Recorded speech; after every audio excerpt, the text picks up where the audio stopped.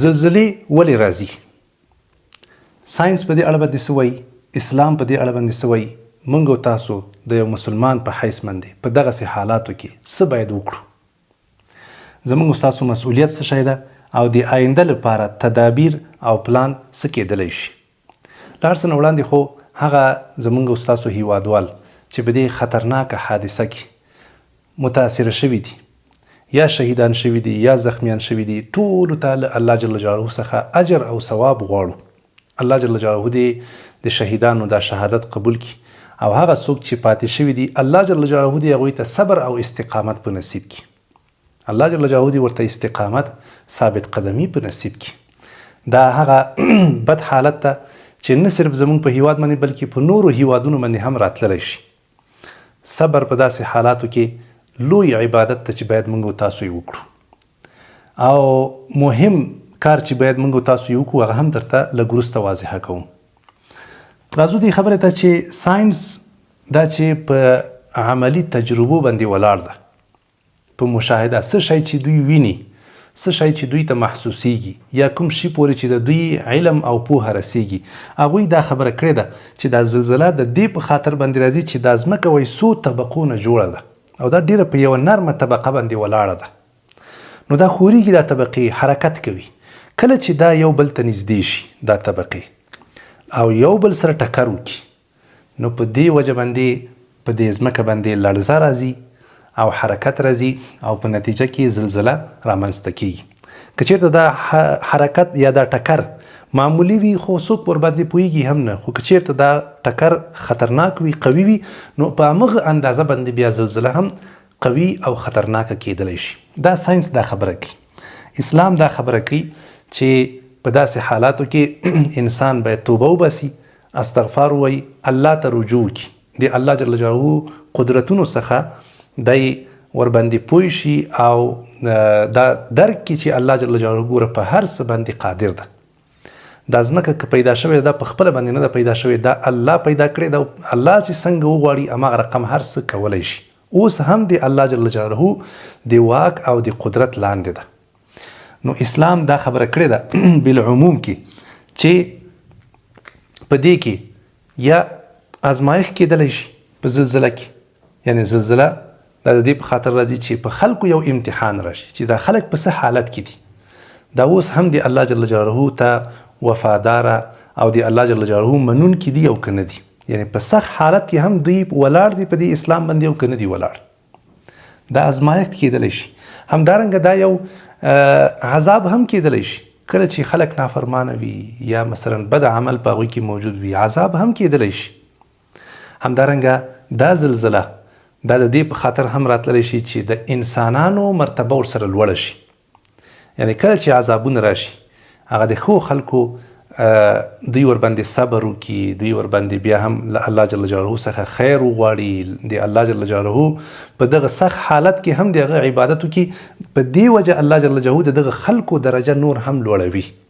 نو دا زلزله د دې په خاطر باندې راځي چې یا د خلکو هغه درجه نور هم پسې لوړه شي، نور هم الله جل جلاله ته ښه نږدې شي، او یا د دې په خاطر باندې چې دا یو ازمایښت ده، یو امتحان ده چې الله جل جلاله معلوم کړي چې څوک اوس هم ولاړ دي ځای په ځای، څوک اوس هم ثابت قدمه دي، رښتیني مسلمانان دي او څوک نه دي. او همدارنګه دا یو عذاب هم کیدلی شي. مونږ د یو مسلمان په حیث دا دواړه خبرې امکان دی ولري. ساينس چې څه شی ویلي دي دا د امکان ولري چې ځمکه د دغه په خاطر باندې حرکت وکړي، او اسلام چې څه شی ویلي دي دا هم صحیح دي او حق دي.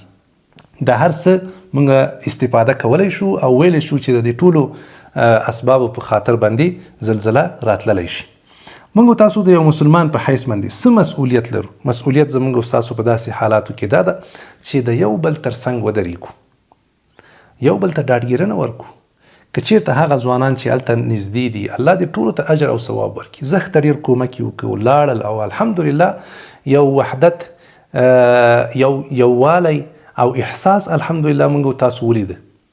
څومره خلک هلته روان دي ماشاءالله، دا بنسټونو والا، دا عام خلک، دا ځوانان، دا رضاکار خلک، دا مشران، دا کشران، ټول الحمدلله ولاړ دي. دا د خوشبختۍ ځای ده او دا د فخر ځای ده الحمدلله چې په دوی کې دومره دا احساس را ژوندی ده، دا اسلامي احساس، دا ملي احساس الحمدلله.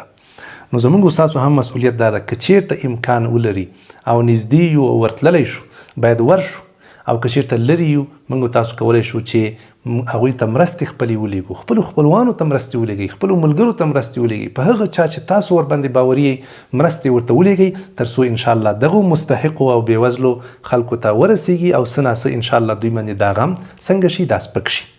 د آینده لپاره دا مهمه ده چې موږ تاسو تدبیر ونیسو، دا چې په هر ځای کې د دنیا داسې حوادث راځي خو هغوی ولې دومره تلفات نه لري، موږ ولې دومره ډېر تلفات لرو؟ د دې په خاطر باندې چې موږ تاسو ښه تدابیر نه لرو.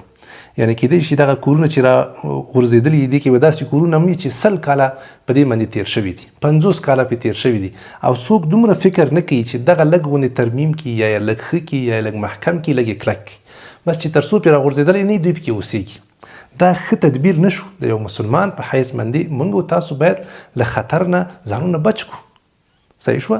داسې ونه وایي چې څه موږ ته په تقدیر کې لیکلي دي ځان خطر ته هم ورکه، ځان مشکل ته هم ورکه، ځان چې هر څه د باندې کېږي بس در باندې وځي. دا خو تقدیر نشو کنه. صحیح ده چې تا ته الله جل جلاله هر څه په تقدیر کې لیکلي دي هغه الله ته معلوم دي، خو تا ته خو دا رهنمایي شوې ده کنه چې ځان ته به ضرر نه رسي، ځان به خطر ته نه ورکوي، ځان به نه مړ کوي. صحیح شوه؟ کوشش به کوي چې داسې تدابیر ونیسي، په داسې ځای کې واوسېږي، په داسې کور کې واوسېږي چې هغه نسبتا له خطر نه لرې وي یا د خطر امکانات پکې کم وي. نور خو مرګ په هر حالت کې راځي، په دې کې شک او شبهه نشته چې الله جل جلاله لیکلي تا ته خامخا مرګ راځي که انسان د وسپنو او کلک محکم کانکریټي د دنیا اساسي نقشې باندې هم جوړ شوی بیا هم چې مرګ راشي په انسان باندې راځي، او الله جل جلاله په دې قادر ده چې هغه کور هم راوغورځوي. خو موږ او تاسو به هغه انساني چې کوم مسؤلیت ده زموږ او تاسو هغه به نه هیرو. انساني مسؤلیت زموږ او تاسو دا ده چې حد اقل دا کور باید محکم وي، که چېرته د چا کور ډیر زور وي یا داسې ځای کې وي چې هلته د سیلاب د راتلو خطر وي. ته خو به داسې نه کوې کنه چې په خوړ کې کور جوړ کړي. ښه پوهېږي چې دلته سیلاب راځي، ښه پوهېږي چې دلته خطر راځي، ښه پوهېږي چې دلته حوادث کېږي، بیا هم ته هلته ژوند کوي، بیا هم ته هلته ناست یې، نو ظاهره خبره ده چې تدبیر دې نه ده نیولی. تدبیر نیول دا د آینده لپاره پلان نیول دا د یوسف علیه السلام سنت دی چې الله حتی په قرآن کې ذکر کړی دي.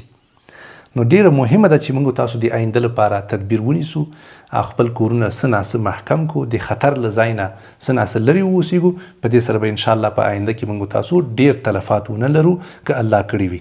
الله جل جلاله دې په آینده کې موږ تاسو دغسې خطراتو نه بیا وساتي، او الله جل جلاله دې هغه متاثرینو ته ټولو متاثرینو ته الله جل جلاله بې حده زیات اجر او ثواب ورکړي، او الله دې موږ تاسو ته همت راکړي چې انشاءالله هغه خپل مسؤلیت څه ناڅه ادا کړو او د دوی ترڅنګ ودرېږو.